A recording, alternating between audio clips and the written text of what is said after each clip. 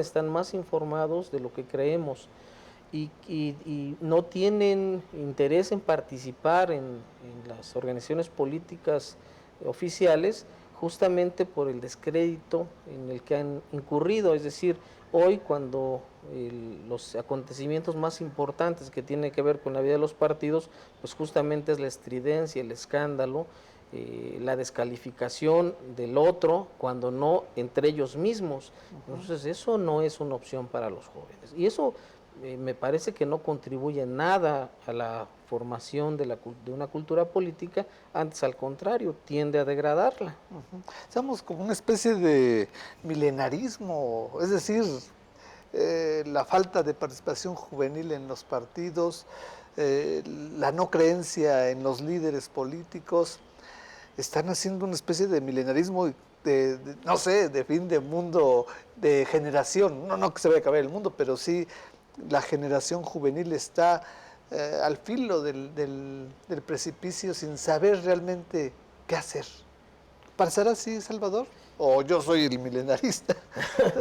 Yo creo que tienes razón en el sentido de que hay un sector de la sociedad que no sabe qué hacer, pero me parece que ese se ubica más en el mundo de los adultos y concretamente en el ámbito de los gobernantes y de los políticos profesionales. Los jóvenes finalmente tienen otro tipo de intereses, otras formas de participación. La última encuesta nacional de juventud del Instituto Mexicano de la Juventud demuestra que los jóvenes, muchos de ellos participan en organizaciones de carácter civil, en organizaciones comunitarias, incluso en comunidades eclesiales de base.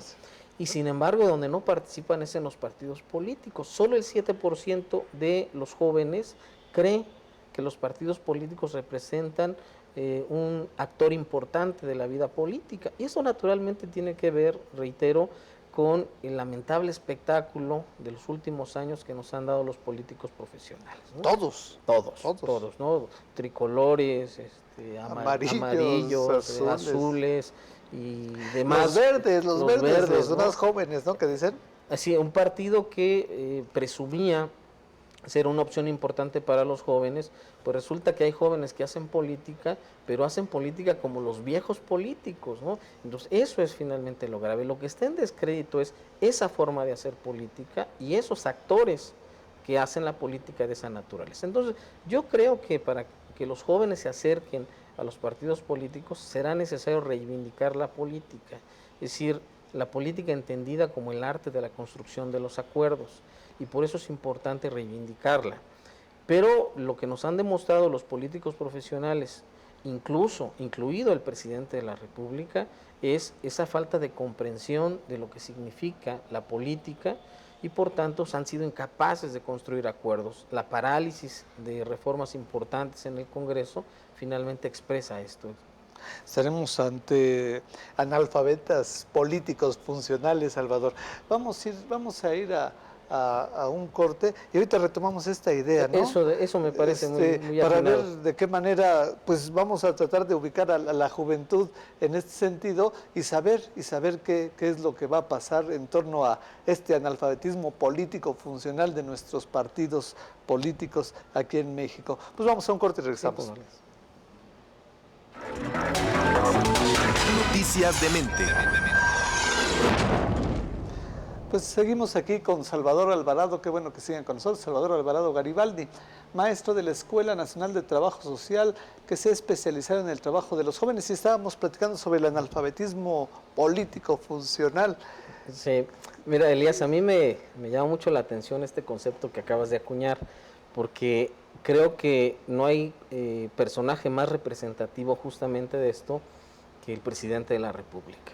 Nuestro presidente de la República, porque es terrible el nivel de desconocimiento, la pobreza de los argumentos que expresa nuestro presidente. Hace unos meses, previo a su informe de gobierno, recordamos una serie de spots propagandísticos en los cuales recuerdo bien una frase que expresa mucho el desconocimiento de lo que es la política.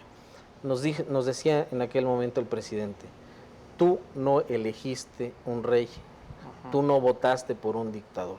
Y yo me pregunto, eso es terrible, Es decir, no hay alrededor de él una sola persona que pueda indicarle que los reyes no se eligen, Ajá. que heredan los cargos, que los dictadores no se vota por ellos, sino que asaltan el poder.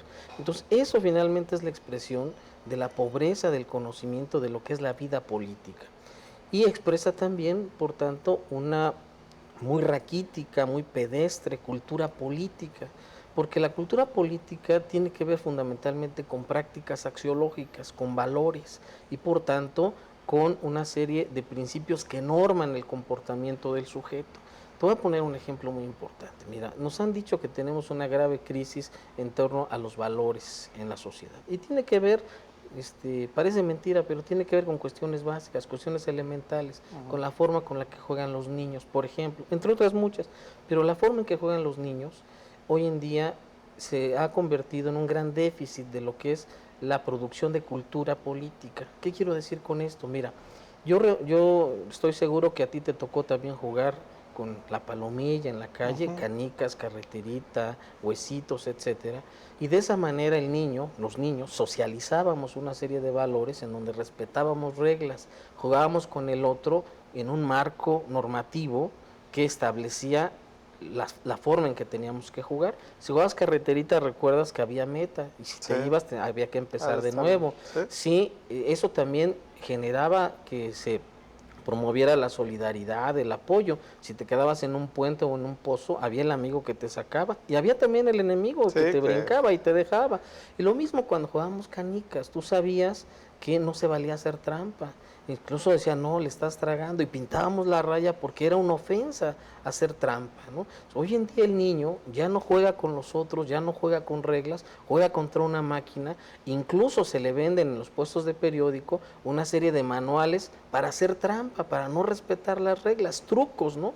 Entonces, ¿eso qué ha generado? Primero, que no hay ese proceso de socialización, de internalización de las normas, del reconocimiento del otro, y por otro lado, no hay tampoco esa decisión de vencer obstáculos que templa el carácter, que forma al individuo, en este caso al niño, en el enfrentamiento y el logro de vencer obstáculos, ¿no? Hoy en día el niño juega en la máquina y si se pone difícil el brincar un obstáculo, pues no basta con que oprime un botón y empezar de nuevo para que sea más a modo el juego, ¿no? Entonces eso se ha perdido de una manera terrible.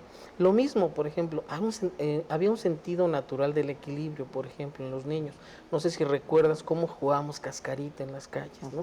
Y es terrible que un gobierno de izquierda califique las cascaritas como un delito, como una falta, ¿no? Te meten al bote ahí eso es terrible, ¿no? Es impresionante que un gobierno de izquierda haga eso. Bueno, que se presume de izquierda por lo menos, ¿no? Bueno, había una práctica muy interesante de un equilibrio natural. ¿Cómo hacíamos las cascaritas? Yo estoy seguro que tú participaste en eso. ¿Quiénes eran los que organizaban los equipos? Pues los líderes. Reconocíamos los liderazgos naturales y los dos mejores eran los que hacían los equipos. Y naturalmente, pues el gordito, el último, el avión volado, a ver quién se quedaba con él, porque no afectaba el equilibrio.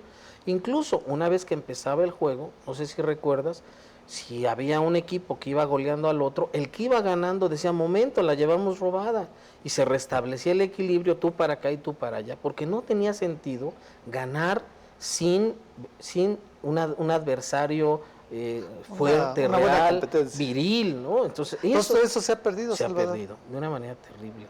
Hay un proceso de individualización terrible en donde no hay práctica de socialización de valores, en donde no hay reconocimiento del otro, donde el hombre se encierra y juega consigo mismo y con una máquina, ¿no? Eso tiene que ver con los valores. Y ahí está nuestro presidente, muy individualista, ignorante completo. Terriblemente ignorante. Que culturalmente ignorante, ¿no? Sí. No lee, no se prepara. ¿Eso se refleja en la juventud, por supuesto, Salvador? Por supuesto.